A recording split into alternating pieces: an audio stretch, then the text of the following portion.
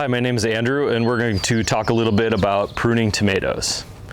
So first we'll just quickly run over the basic parts of the tomato plant that you see above ground. We have the vine or main stem of the tomato. There are leaves that come off of the main stem. There are flower trusses that turn into your fruit trusses. That's the good stuff.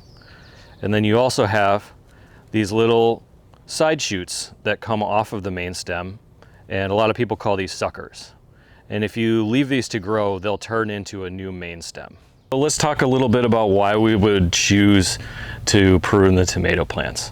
It's definitely not required in all circumstances, and some people choose not to, but a lot of people like to prune their indeterminate tomatoes for a couple of reasons. Number one reason is if you're choosing to trellis them instead of let them go on the ground, generally people will prune them to get them up on the trellis for at least part of their lifetime.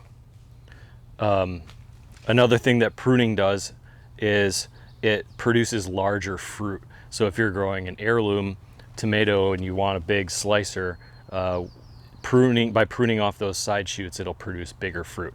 It'll produce fewer fruit overall though. Another benefit to pruning is that it opens up the plant and it reduces the number of vines you have, so it can help with air circulation, which helps cut down on certain diseases like blight. And another good reason is it just helps to keep the plant a little tidier. And if you have limited space in your garden and you're trying to grow other vegetables nearby, pruning it will definitely help keep it contained and in a manageable footprint. I should mention that we're just talking about pruning indeterminate tomatoes. Determinate varieties do not need to be pruned. They will produce a limited number of fruit over a concentrated period of time. So pruning doesn't really benefit you in any way.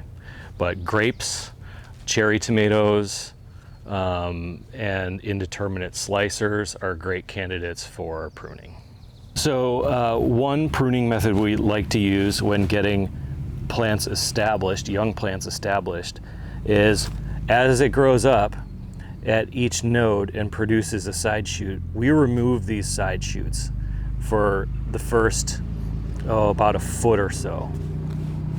When we see the very first flower cluster appear on the main stem, then we leave the side shoot directly below that first flower cluster, because that is the strongest sucker on the plant, and it's going to grow the strongest second stem to the plant. And I recommend doing this if you are just simply caging your tomatoes, or if you're tying them up on a fence or a panel or something like that. At the very least, you could just prune off the side shoots up until that one below the first flower cluster, and that's going to get the plant really strong and really well established before it sets fruit.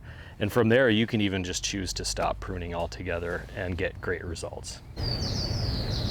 Okay, so in this example here, I have a cherry tomato plant that is on 2 strings in our greenhouse, meaning it has 2 main vines, each one gets its own string.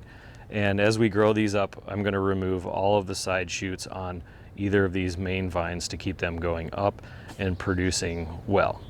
So the easiest way to find these suckers is to start at a flower truss and go up and look at where each leaf joins the main stem. So there's a real little one right here that I can pull out, and as I go up the vine, here's another leaf, and here's another little sucker, and then as I go up the vine, here's another leaf, and here's another sucker, and then next is another flower truss.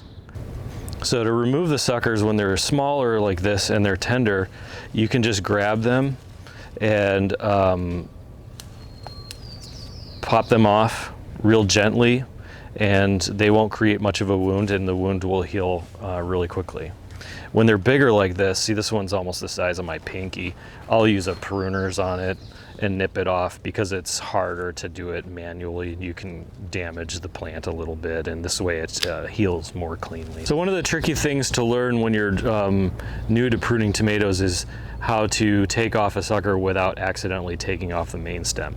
So this is a kind of good example where, you know, it's right up at the top of the plant and everything's growing, and I might accidentally take off the wrong portion.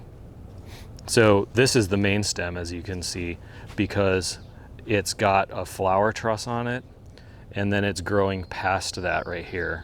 And this is the sucker because it's attached to where the leaf attaches to the stem. So this is the one I'm going to want to take. However, if you accidentally nip this one off, that's no big deal as long as you leave this one, because this one will just keep growing and turn into a second vine. But under ideal circumstances, you want to take this one off.